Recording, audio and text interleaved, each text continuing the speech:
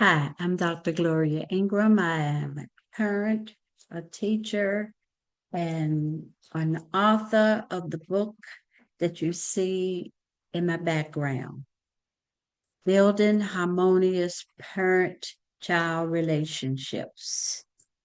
This is a step-by-step guide to unlock effective communication, promote positive behavior, and cultivate empathetic connections. Today, I will discuss how the use of social media can be fun but also challenging.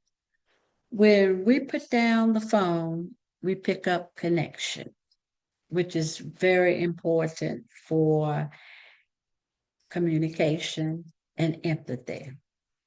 This week, let's trade the scrolling for storytelling. Let's discover what it means to have the family back together again.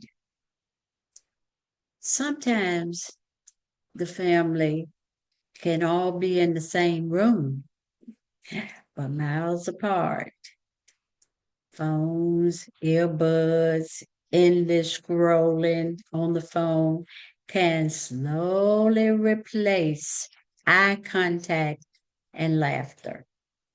Spending hours with the social media reduces the quality time needed to bond with each other and to have a face to face interaction.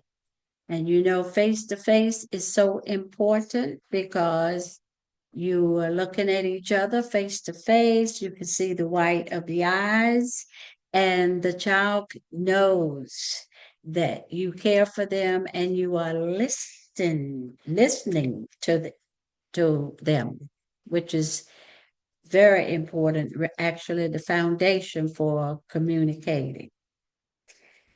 One of the things that's very important about that face to face too is it gives you a chance to talk. And when they're small, they're learning language and many things that they need for schooling and emotional development. And if you don't want negative behavior, you have to know how to listen for positive emotions. The more times that a child and the parent can be together, the better it's going to be for the entire family because the older children are going to be asking questions about adulthood. Around about 12 or 13, they start wondering and asking questions. What are we going to do when we're 18? They want a well-informed, smooth transition into adulthood. They have time to ask you questions and to prepare. Parents have seen and noticed that as children realize that they are being neglected and replaced by the tablet, the computers, the smartphones, that's when you start to see them act out tantrums and meltdowns because they want to be talking to the parents. And the parents are also doing the same thing with the technology. And when they start to act out so that the parent will pay attention to them, you know how it is if you are reading and you don't want to stop then. Well, that happens to the parents. And then the punishment changes. They start to yell and scream and criticize and make threats. So that's why this is another thing, or talking about face to face, like we did with communication and empathy. And this makes it even more important. Now, another thing that's even, I think, sometimes more important than not having the face to face is cyber. bullying. When children go on technology and they're talking to each other, you don't always know what they're talking about. And the other people can say things to them that hurt their feelings. They tell lies on them. They bully. And you don't even know that it's happening. They can try to compare themselves. You can't do this, but I can, that sort of thing. And the world is listening to it, but you right there in the house with them, you don't know it. So bullying is something that you really have to look for and see what you can do to change it. One way is to know when they are supposed to be on the technology and to watch it and make sure, talk to them, communicate.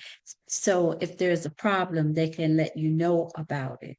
Another thing is the imposter syndrome, and that's when the child listens to other people and wish that they had some of the things that the other kids are saying that they have that they may not have, but they start to think, oh well, I must not be good as he is in that sports, or I don't have the clothes that he has. And he starts to put himself down, and this causes him to overlook all the great qualities that he's done. So you have to really watch when they are on technology for these two things, the cyber bullying and the imposter syndrome. When families realize that the members of their family are feeling lonely, they don't hear anybody talking, they all sitting around with the headphones on. Sometimes they're in the same room, sometimes they're in this room by themselves, talking with their friends, and nobody in the house is doing any of the fun things anymore. It's not lovely and friendly as it used to be. They start to uh, have to go and be talked to because they're doing the wrong thing, and they just don't feel that they're being loved. So that's the time to go back to the table and make some decisions as to what can be done to try to bring back the connection that they had when they were very small. Uh, you can start with 1 hour. 1 hour. We're going to look, if you don't want to just move immediately from the technology to something else, start with a TV show that all of you can look at, and you can talk about it and reminisce about it later on and have fun, popcorn, something to drink. You have to find a way that you can keep connection as you move about working together.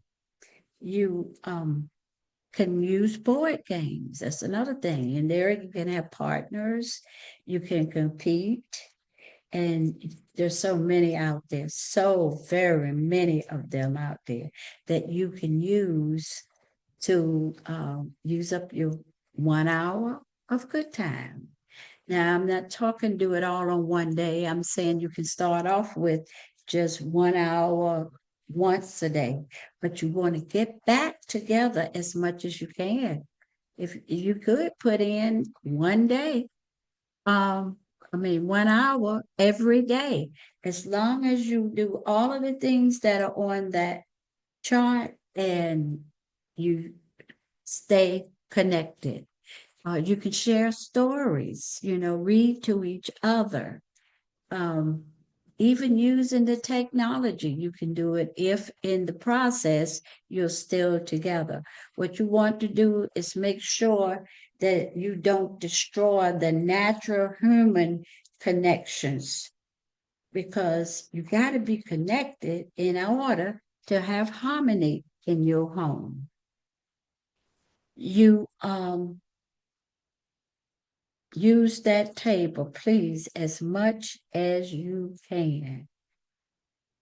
I have not been seeing anything in the comments about the table strategy. I was hoping that you were going to start it right away because I know that is the foundation.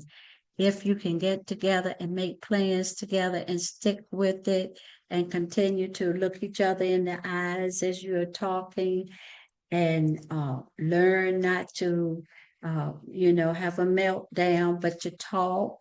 All of that is going to bring you back to that lively, happy home that you used to have. So, thank you for coming to listen. I will see you next week. But please try to get it started doing something that will help you come together and be connected. Okay, see you next week.